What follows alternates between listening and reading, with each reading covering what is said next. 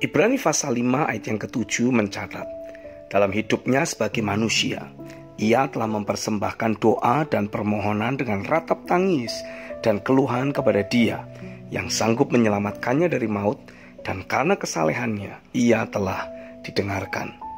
Saya yakin meskipun Yesus adalah memang anak Allah, tapi pada saat yang sama, sesungguhnya Dia juga adalah anak manusia.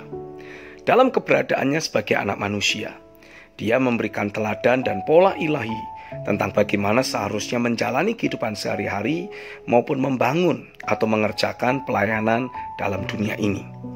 Kita menyadari betul bagaimana kehidupan pelayanan Yesus sangat efektif dan efisien. Meskipun durasinya tidak lama, tapi berdampak kekal. Melalui ayat di atas, kita menemukan rahasia dari pelayanannya yang penuh kuasa dan berdampak kuat. Yesus adalah satu pribadi yang hidup di dalam kuasa doa. Pelayanan Yesus jadi berdampak kuat karena ia mendasari kehidupan pelayanannya dengan kehidupan doa yang penuh kuasa. Matius 14 ayat yang ke-23 mencatat, dan setelah orang banyak itu disuruhnya pulang, Yesus naik ke atas bukit untuk berdoa seorang diri. Ketika hari sudah malam, ia sendirian di situ. Lukas 6 ayat yang ke-12 menulis, pada waktu itu pergilah Yesus ke bukit untuk berdoa, dan semalam-malaman ia berdoa kepada Allah.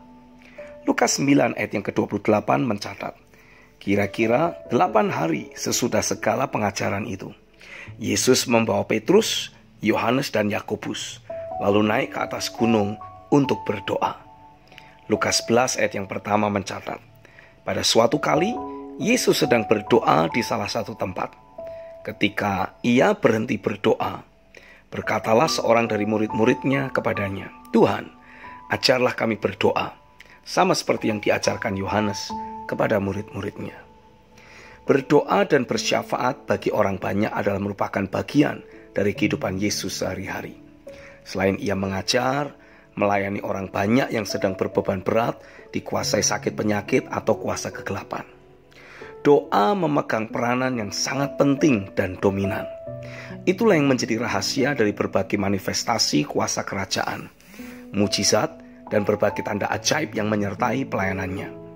Dengan kuasa doa, dia menghubungkan dirinya dengan realita kerajaan sorga dan menarik atau memanifestasikan realita kerajaan sorga tersebut melalui kehidupan pelayanannya.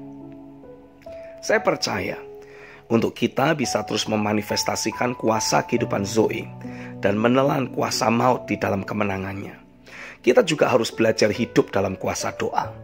Biarlah melalui kehidupan doa yang penuh kuasa, yang sedang terus kita bangun dalam hidup kita, akan terus terjadi rentetan terobosan ilahi di dalam kehidupan orang-orang yang kita layani.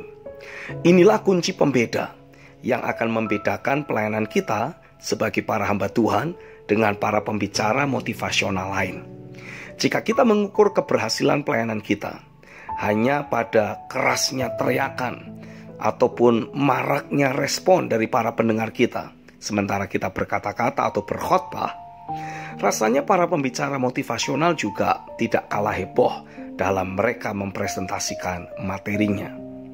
Pembeda utama antara pelayanan kita dengan para pembicara motivasional lain adalah terjadinya perubahan hidup yang terjadi secara permanen, drastis, dan dramatis. Dan itu semua adalah merupakan hasil dari bekerjanya kuasa doa. Bangun kehidupan doa dalam dirimu. Itulah yang memberi kepastian untuk kehidupan Zoe yang sudah Tuhan berikan akan dapat terus bertumbuh dan bertambah, sehingga memiliki cukup otoritas dan kekuasaan untuk menelan maut yang ada di sekitar kita. Amin.